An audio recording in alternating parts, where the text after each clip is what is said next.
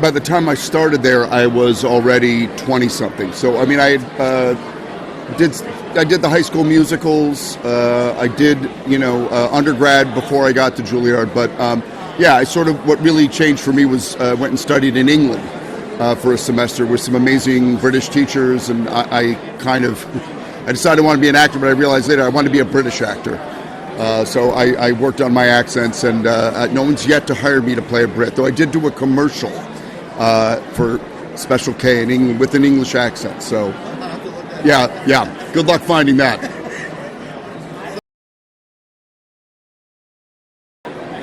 My favorite college team is University of Michigan.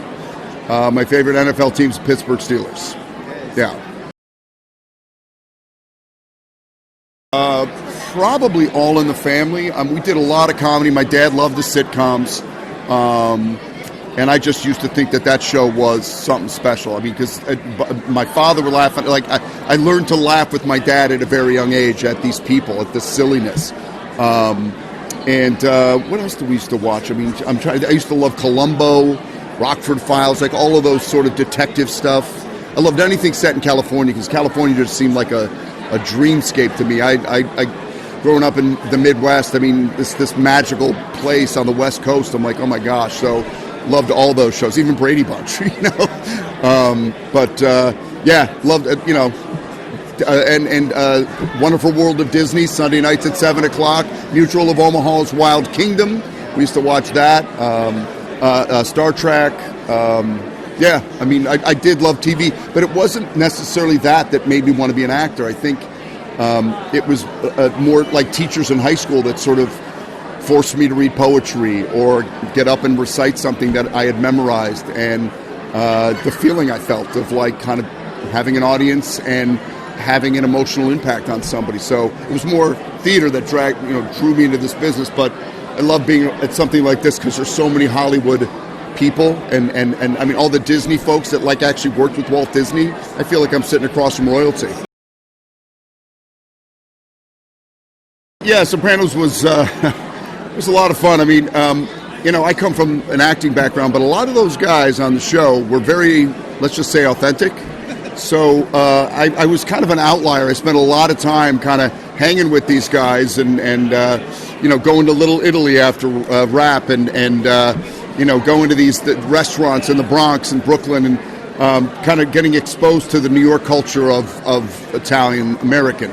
I come from a family of Italians, but in Detroit, mostly factory workers. My father first one went to college. So I just never tired with the stories, the attitude, and it was just fun because they were many of them were always in character. Whether the cameras were running or we were out in New York City, it was highly entertaining. But yeah, I mean, so many great moments with Jimmy and he was a prankster, always, loved a good laugh, and his passing was truly a hole in my heart. I mean, it's so many people. He was the big Papa Bear that kept us all together. Oh, evening, not even close. I mean, I'm sure I got into this business because I like night. My, initial training was all in theater. Theater is night. You work, 6 nights a week. Sleep till mid-afternoon, but then when you get TV and movie gigs, I mean, I've had vans pick me up at 4:30 in the morning. Brutal mornings. I've shot whole scenes before like 10 in the morning that I don't even remember doing because I'm so out of it. There's not enough coffee in America for me to wake up and function. But the lines are coming out. And, I look at it later, I'm like, I don't even know what I was thinking other than I'm so tired. But yeah, definitely an evening person. And I have 3 kids that are also evening kids as well. So we have a whole house of night owls. Yeah. No one that's still alive. I've taken out my enemies. No, I mean, yeah, exactly. Say some things about me, you see what happens. No, it's not like I try to avoid social media where like the comment section on television or movies because I did a show where, I mean, my God, some of the comments, and everybody on the show was excellent actors, But some of the comments about some of the women on the show, some of the moments in the show were so mean and awful, and it's such a small sampling where like everybody loved an episode, but then like some guy in a basement in Iowa is writing some nasty comment, and I'm like, who cares what he thinks? You're empowering these people with their terrible opinion of of things, and so for the most part, like I said, I would laugh if somebody was highly critical of me. I'm like, 35 years of work.